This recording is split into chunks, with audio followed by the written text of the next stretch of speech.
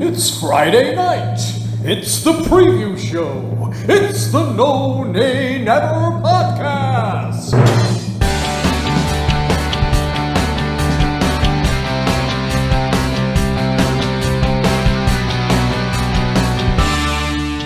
Hello and welcome to the preview show brought to you by the No Nay Never podcast. I am your secondary host, as usual, Natalie Bromley, but joining me is the headliner, the main man himself, Dave Roberts. Statman Dave, welcome, welcome. Hi Natalie, good to be back, and I think we're getting to the swing of these preview shows now. We're getting into the routine, aren't we? We are. It's like clockwork. Well, we just I wouldn't go that far. Get this down. Give us some confidence, Dave. Come on. Yes, we are here this week to look at another Saturday 3 p.m. fixture. This time the Clarets are back at Turf Moor and we are at home to the Toffees, mighty Everton. Actually, I just spoiled one of your. I just realised I just spoiled one of your stats.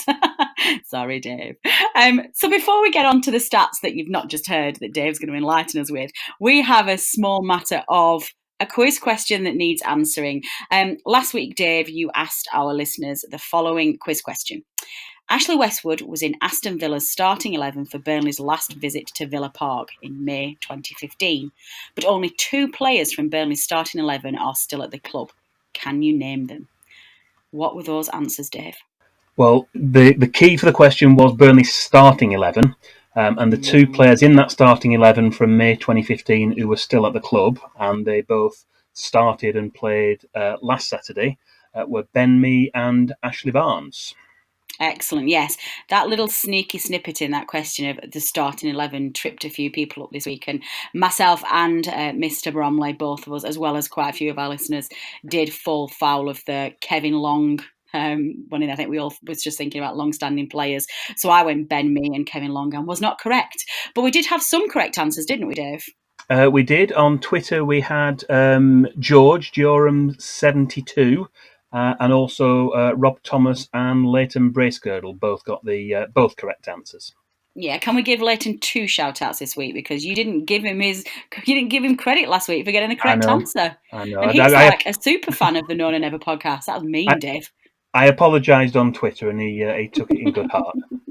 He took it that badly. Leighton has been listening to the previous show in the bath, and he took it to heart that much that he had to go and sun himself by a massive swimming pool just to ease the pain. So there you go, Leighton. You get full credit this week.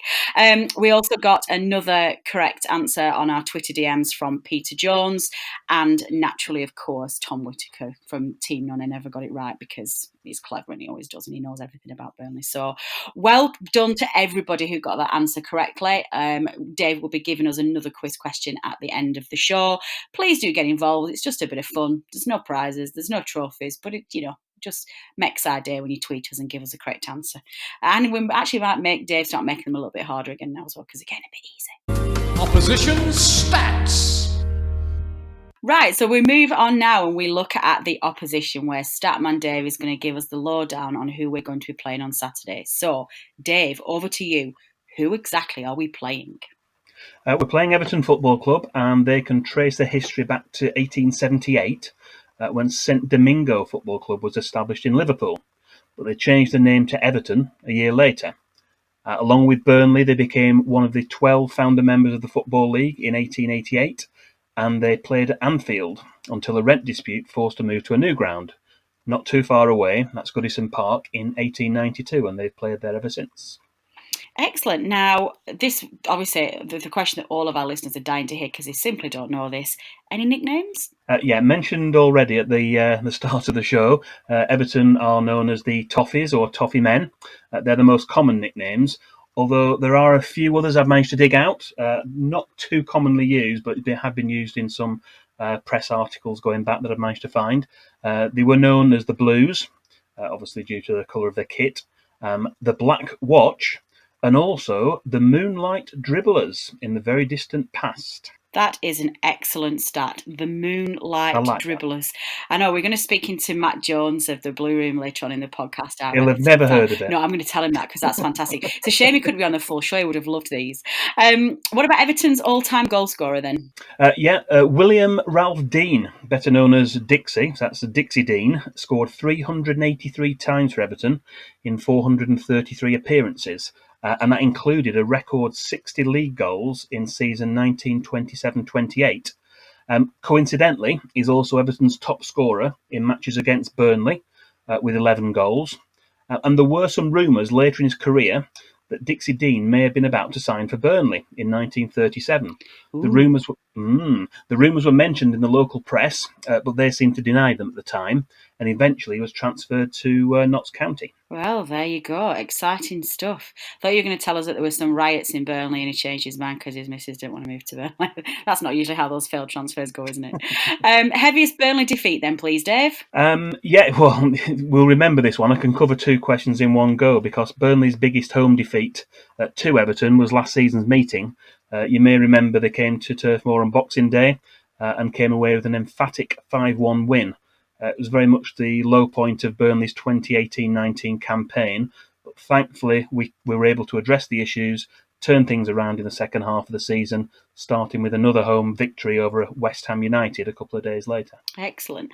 What about the heaviest Burnley defeat then, please? That was the heaviest defeat. Burnley's biggest win. Oh, sorry, it was, yes, of course. Burnley's biggest win was 5-0. We had a 5-0 win at Turf Moor. We've got to go all the way back to April 1920 for that. That does remain, though, Burnley's biggest victory for a home game. Joe Anderson scored a hat-trick that day, just over 100 years ago. Excellent. See, there's so many stats going on. I'm getting myself all in a tither here. Burnley's... Easily done. It is easily done. So many stats. Burnley's last win then, please, Dave. We came from a goal behind to beat Everton 2-1 in March 2018, and that was thanks to second-half goals from the dynamic duo of Ashley Barnes and Chris Wood. Everton's Ashley Williams also saw red for elbowing Ashley Barnes late in the game. Really? Is that a thing? I don't remember that. Yeah. I don't remember that at all. I genuinely don't remember there being a red card in that game. Late on, in the penalty area, late on, yeah. That's like literally 6 months ago. I'm quite worried about my... No, March 2018, so it's... Oh yes, of course, 18 months ago. 18 months ago, yeah. My God, I'm not doing very well this week. I'm getting me stats the wrong way around, my dates the wrong way around. I don't know. Let's move on then. Let's get some sense of proper normality to this preview show. Who's their manager? It's a good job I'm on the ball. Is what? Sorry. It's a good job I'm on the ball. It certainly is. This is why I'm not the host of the preview show and you're the superstar, because I'd be terrible at it. Who's their manager then, Dave? Let's get some order to these proceedings. Marco Alexandre Saraiva da Silva from Portugal, or just Marco Silva for short, is Everton's current manager. Born in 1977, he turned 42 in July, and he's been in charge at Goodison Park since the end of May 2018. He'd been with Watford for a short spell during the previous season, but you may remember this ended controversially, including allegations he'd been approached illegally by Everton while he was still at Watford. And this later resulted in Everton making a substantial compensation payment. Ooh, feisty. Head-to-head stats then, please, Dave. Our overall home record against Everton stands at played 57, won 25, drawn 15 and lost 17. And the majority of those matches were also top-flight home games. So that basically we've played 53 times in the league against Everton at Turf Moor. We've won 23 of those, drawn 14 and lost 16. When we look at the Premier League meetings, there hasn't been a draw yet, home or away. But in terms of the meetings at Turf Moor in the Premier League, Burnley have won 3 and Everton have had 2 away wins. Those are good stats. We have not had that many where we've had the better end of the stats there. They're pretty positive figures. Let's make sure we add to them this weekend. So who's played for both teams then, Dave? Quite a few, but some of the more memorable ones to represent both clubs since the Second World War include Harry Potts, Martin Dobson, Dave Thomas, Trevor Stephen, Adrian Heath, Tony Grant, Paul Gascoigne, David Unsworth, Michael Keane, and of course Aaron Lennon from the current squad, to name but a few. Excellent. I won't do the Adrian Heath song that I did last week because that's already been covered. He's turned into a fixture, as young Adrian Heath. Finally then, who is the man in the middle? Who's going to be refereeing our game at the weekend? We've got Graham Scott. He's going to be the man in the middle at Turf Moor this Saturday. And his friend back in the VAR studio will be Kevin. That's Kevin Friend. Very good. It's the second time that Graham Scott's been in charge of a Burnley match this season, as he was also at Turf Moor for the 3-0 win over Southampton on the opening day. Excellent. Statman Dave's Stat of the Week. Now, I know that's not everything, Dave. I know you've got something up your sleeve because it's never, ever just about the normal stats. Why don't you delve into Statman Dave's bank of knowledge and give us your miscellaneous stat of the week? Okay, this week's stat of the week is Burnley's home game against Everton on 17th of February 1962, which was an FA Cup fifth round tie, was the last time there was a crowd of over 50,000 on Turf Moor. There were 50,514. Bobby Collins opened the scoring for Everton to give the visitors a half-time lead, but Burnley won the match 3-1 with second-half goals from Brian Miller, John Connolly and Jimmy Robson.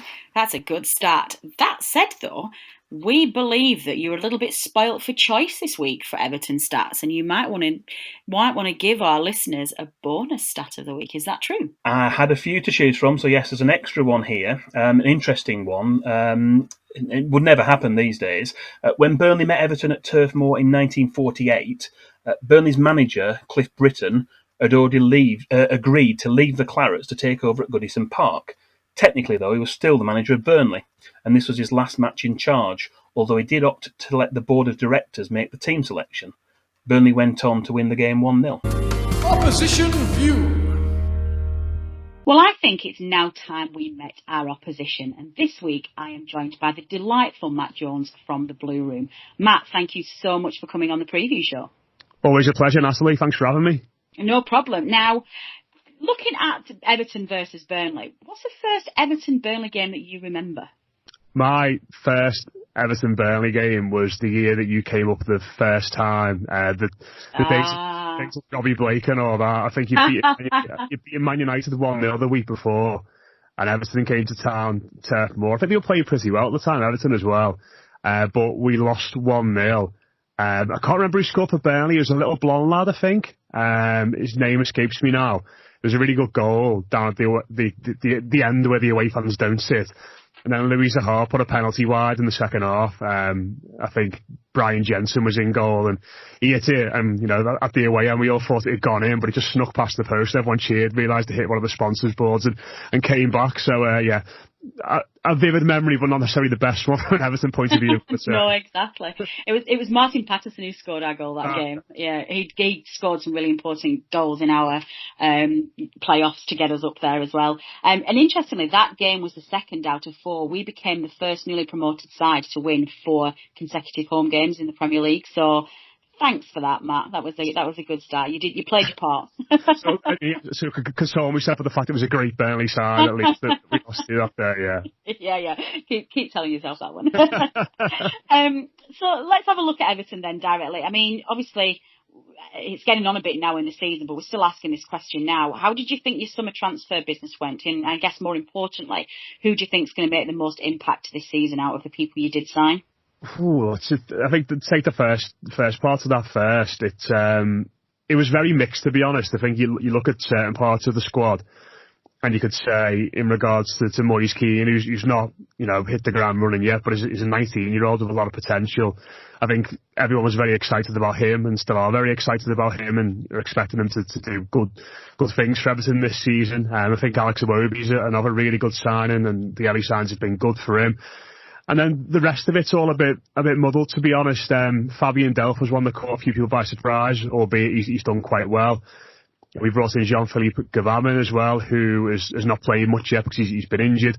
And Sidibe came in at a right back. But I think the glaring omission for us was in regards to a centre-back. And I think the club sort of banked on the fact they were going to bring in, potentially bring in Kurt Zouma. It may be looking like it could have happened late in the window, but when Chelsea sell David Luiz, obviously he ends up staying at Stamford Bridge, and all of a sudden you're ratting around for people like Chris Smalling and Saka, which nobody wants to see really. So I think they got a bit caught out there, and ultimately they're paying the price for it now.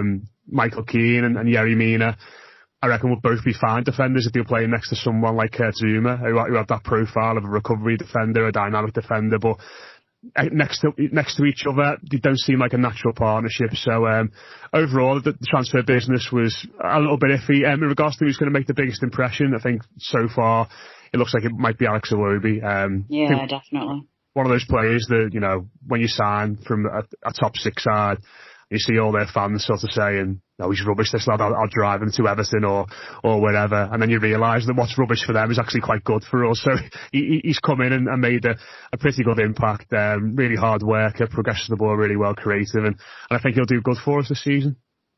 Good stuff. Now, you and I obviously spoke earlier on today when I guested on your podcast as well, on your show, so I know the answer to this. But for the benefit of our listeners, which Burnley player do you think provides the biggest threat this weekend? Oh, Ashley Barnes is a nightmare for us. Yeah, he's and I think I said it, you know, to you earlier. When you watch him in the flesh, he's just a tornado of snide and, you know, energy and dynamism, and he just doesn't give a centre back a moment's rest. And, you know, something that I think you mentioned yourself on the show is that he's somebody who's seems to be having technical elements to his game late in his career as well. You know, you look at some of the goals he scored this season, and they all seem to be different goals. I think there's a lot of players in this league who've scored a lot of goals this season. You know, you think of people like Salah, who cuts in from the right-hand side, finishes with his left foot. Aubameyang racing onto through balls and finishing calmly. I don't really know what an Ashley Barnes goal is, because he seems to just score lots of different types of goals. He's good in the air, he's good on either side, he can run in behind, he can drop off and hit shots on the turn. So he looks like a bit of a nightmare proposition for Everton, I have to say, going into this weekend, especially a defence which has been very flimsy in the last few games, I've got to say. Yeah, and I think one of the biggest credits we can give to Ashley Barnes as well is the fact that Michael Keane is obviously a player who should know Ashley Barnes more than any other defender, having played, you know, in the same team as him and known in training sessions how teams play to his strengths. And even he hates playing against him and just seems to struggle a little bit in handling Ashley Barnes. So I think you're probably right there. I guess more generally speaking, what are your hopes for the rest of the season as an Everton fan? I know you're back in this slightly difficult phase at the moment, but realistically, what would you consider a success by the end of this season?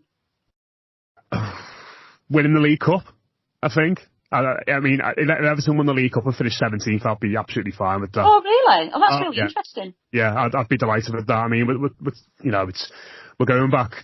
You know, I always joke on our show about how I think Everton are the most boring team in the league, because they will be between 8th or 7th and 12th over the last few years. They'll beat the teams they should beat. They'll lose to the teams they should lose, and occasionally they'll lose to the teams they should beat. That is what Everton are. Yeah. And there's not much excitement, and I think that stems from the fact that we are pretty secure in the Premier League, but never been good enough to really push on and challenge for the top four, and the cup competitions as well. It feels like we're a fan base in need of a spark and, you know, something to really get behind, and I think a cup run would do that. And we've never won the League Cup either. You know, it's, you know, you think of Everton's, you know, prestigious history in regards to things. There's a competition we've always sort of joked that we're cursed in, but I think that'll be the priority for me. I've got to say, you know, they've got a relatively decent draw in the next round at home to Watford, who I imagine will bring the reserves up for that game, given their issues. Bring the kids. I think they will. So, cup competition's got to be a priority. In regards to the league, I think the last few weeks have been a bit of a sobering experience for a lot of Blues. I have to say I wasn't as confident as a lot of Evertonians going into the season. I didn't really see Everton as a side that could finish above Leicester or Wolves necessarily. I didn't really think there was much between them. But after the results against some of the Premier League's middle pack, you know, you look at teams like Sheffield United, Bournemouth, Aston Villa, who've already beaten us this season, I think it sort of checked expectations a little bit. So I don't think there's going to be much talk of a top six finish from now on. I think it's about getting that win on the board. We're all in a phase at the moment where you look at every game and you think we're not going to win that. And I think that's horrible to be in as a fan, especially at this point in the season. So if they finish 7th, 8th and a good cup run, I think everybody would be happy with that. But like I said, League Cup 17th would do me nicely. Yeah, I love that answer. I've said a long time now that there's nothing like a good trophy or a good cup run that really lifts the fans, and it's a hard league in the Premier League. And it's reassuring to hear Everton fans say the same things that we say, because obviously our main focus of the season is avoiding relegation. You don't have that battle, but we always say the same thing. Because for a team like Burnley, the net result from finishing 8th to 17th is exactly the same. You get to play Premier League football next season. But if you could get a cup run in there, what a great season for us if we could win something. We need to stop drawing Manchester City away in cups. That would be really good for us. I'm always really nervous about asking this, but be nice to us, because we've had a couple of opposite. I don't think you will be nasty, because I know you like Burnley, but we've had a couple of really prickly answers to this from opposition fans who were really quite rude to us. But the next penultimate question is, where do you think Burnley will finish in the table? I think they'll be between 9th and 13th. Perfect. I knew you'd be kind. We had both, I think, Wolves fans and somebody else came on who were really, really like, oh no, you're going down. We're like, excuse me. It was all going really, really well, and I had that awkward live interview. I was like, well, you're not a friend of the show. You're not coming back on. But no, that's our listeners are going to love that. We'd be quite happy with 13th. We'd be delighted with 13th. Yeah. I think Burnley, you know, the league at the moment is in a really weird state. I think it's just, because obviously you've got the top two, but I think everybody else is just so up and down. And I think teams are going to get by the season on the basis of good coaching. And I think Sean Dyche has proven himself to be a really good coach down the years. And, you know, whatever you say about him and whatever you say about the style, there's a lot of players who trust him. He trusts a lot of those players, and they know each other dead well. And I think where the Premier League is at the moment, where there's a lot of teams in transition like Everton, and, you know, even you look at sides like Villa and that have come up, and Norwich, who have been a bit hit and miss as well. I think if you've got a good manager and you've got, you know, beliefs and a blueprint that the players believes in, I think it'll be absolutely fine this season. So, and that's not, I don't mean that to sound patronising, because I'd absolutely kill for someone at Everton at the moment. But I think on the basis of the fact you've got a really good coach and some really good players who know each other well, you'll be absolutely sound.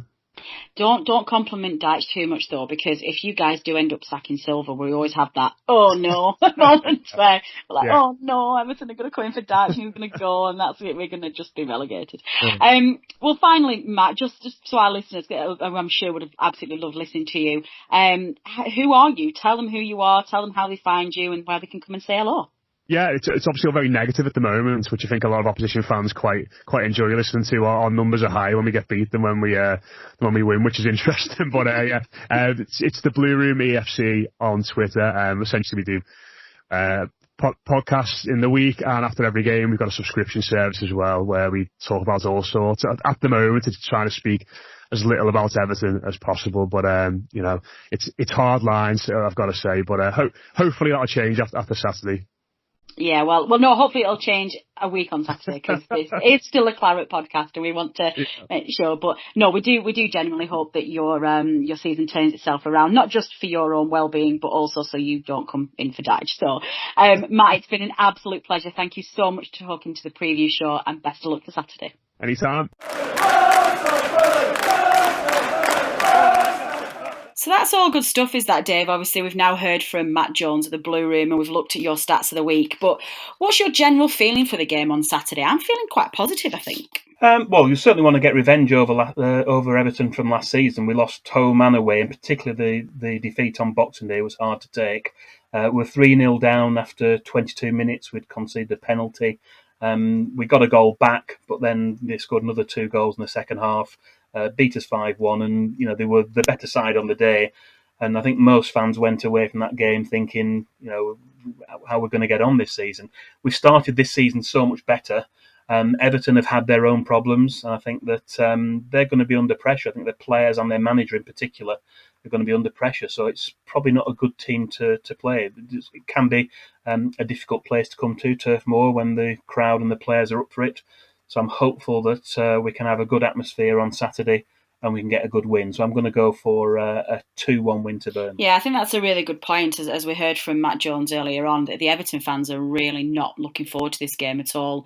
I just think that they're really feeling the pressure at the moment. Although, as we said, I think they should be buoyed by a much improved performance against City. I thought they actually did all right, but yeah, they are really struggling at the moment. It's one of those games where I feel like Burnley could easily win and I wouldn't be surprised, but then we could easily lose and I probably wouldn't be surprised either. I think I'd certainly put Everton, especially at home, in the category of those teams where you shouldn't really expect the points because they're a good side, but actually they are definitely the games where we should try and look at getting some bonus home wins for sure. So what's your prediction then, Dave? What do you think we'll end on? I think 2-1. Burnley win, 2-1. Yeah, I think...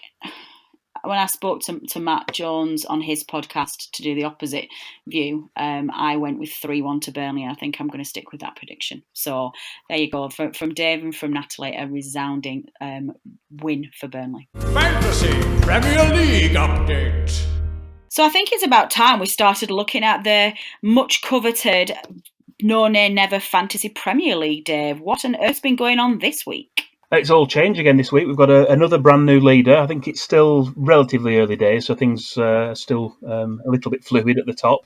And we've got Ben Rushton's Beans Boys, who stormed to the top of the league. They've got 448 points, 5 points ahead of Michael Freeman's team, Up the Clarets, who've got 443 points, and Rob Greenwood's team, we've mentioned previously, Ospina Colada, is in third place on 442 points. So it's tight at the top, not too much in it. No, it's not. And I think one of the things that's really interested me as we've been keeping an eye on the Fantasy League this season has been the jump in places. I did worry that as we started to go along, it would be the same people all the time and we'd be just saying the same things. And I did wonder whether there'd be any longevity in this particular part of the feature. But every single week it seems that there's been a big boost and people are very good at this fantasy football stuff. Some people, yeah. Speaking of which, I appear to still be 162nd out of 163. Shock, horror. Dave, how did you do this week? I went up a few places. I'd made a transfer and I'd done reasonably well. And I think I went about 149th place, so I've gone up above that 150. So I'm hopeful that I can continue building on that in weeks to come. Yeah, I think my aim now for this season has changed somewhat, and I think if I can get above you at any point so I can gloat on this show and say, yeah, I'm above Dave, that would probably be enough for me this season. In terms of Team No Nay Never, Richard Steele is still leading the pack. He is 33rd out of 163 and 401 points. And it is still George Barnes who's right behind him. So, yeah, not a great deal of change there. What about stats in terms of the general dream team, Dave? Well, just going back one, we didn't mention Andrew Riley's team, Rylestone Cowboys. They scored 76 points in game week 7. That was the highest I could see out of all the teams in the No Nay Never League. But going on to the dream team, we didn't get any Burnley players in there, but I was looking at the figures overall for Burnley players for the season to date, and Eric Peters is now a high-scoring player. He got an assist, didn't he, at Villa Park, and in the process he overtook Ashley Barnes as the highest-scoring Burnley player, and who would have thought that at the start? No, definitely not. And I've got to say, it surprises me a little bit because I think some of the narrative that we're seeing from our listeners on social media and we're talking about on the podcast is some niggling claims that Peters needs to be dropped now and Taylor comes back in, which obviously seems quite at odds at what the official stats of the players are. So we'll keep an eye on that one and see how that correlates between the two. Well, we'll keep on looking at the Fantasy League for you throughout the season and we'll let you know who the movers and shakers are. But do keep getting involved. And if obviously you're one of these teams that are doing really well, do tweet us and get involved in the show. You know how... Sorry. And gloat. Go on, Dave. I was going to say and gloat. And gloat. Yeah. I thought you'd said something else then. I was a bit like, Dave, I'm sorry. yes, get in touch and gloat and we'll read your messages out on the show. Yeah, you can tweet us by using @NoNayNever or send us an email at podcast@nonaynever.net. Statman Dave's quiz question. And then finally, we have the quiz question of the week. Did that sound like our opening jingle? I aimed to be. I'm not as good as our guy who does the opening jingle, but we'll re-record that. Thanks, Dave. Well, Dave, on that note, do you want to tell our listeners what this week's quiz question is? This week's quiz question is going back to August 2009, and Burnley welcomed Everton to Turf Moor for a competitive match for the first time in 33 years. Brian Jensen saved a Louis Sahar spot kick. his second penalty save in consecutive home matches. But which player scored the winning goal to give Burnley a 1-0 victory that day? Ooh, I don't know who that is. I'm going to have to think about that, and I'm going to answer that separately. I'm going to send Dave my message. So if you think you know the answer to Dave's quiz question of the week, you can tweet us with the answer at Known and Never. You can post on our Facebook page if you head over there and search for the Known and Never podcasts, or you can email us at podcast@knownandnever.net. Dave, if our listeners need some help, where do they find it? Well, the Burnley stats page has details of over 5,500 past Burnley matches. If you want to go on there and take a look, here's the short link. It's that's bit.ly/Burnley stats, and that's all in lowercase. Excellent, and we will give you the correct answer at the start of our next preview show. So that concludes the preview show for this week, and we have looked at the Clarets' home fixture against Everton at Turf Moor Saturday at 3 p.m. Be there or be square. Godspeed to all Clarets who are travelling to Turf Moor. Enjoy the game and make sure you cheer our boys on to victory. Before we finish up, though, I think, Dave, you've got a couple of things to mention in accordance with, in correlation with, in accordance with, in conjunction. Relation to. Yeah, lots of C's in there. With BFC in the community, there's a bit of information for fans that you want to share? Yeah, they are doing the food bank collections in association with Burnley FC in the community kitchen. So there are collection points all around Turf Moor for people to take items to, tinned items, toiletries, etc. Fans can donate those. And a fundraising event also for that same cause. The Bob Lord biography is out, and there's a fundraising dinner at Turf Moor on the 25th of October. There are seats and tables still available, so if you want to contact Dave Thomas, who's the co-author of the book, he's contactable on Twitter. He's Rodley Dave, or beehivethomas@aol.com is his email address if you want to get in touch with him for tickets to that event. Brilliant, good stuff. Well, we'll be back on Tuesday with the main show to have a look at the Everton result, which will hopefully be a fantastic 3 points for the Clarets, and maybe have a few talking points depending on what's happened in the Premier League and at Turf Moor this weekend. So this has been the preview show brought to you by the Known and Never podcast. Until next time.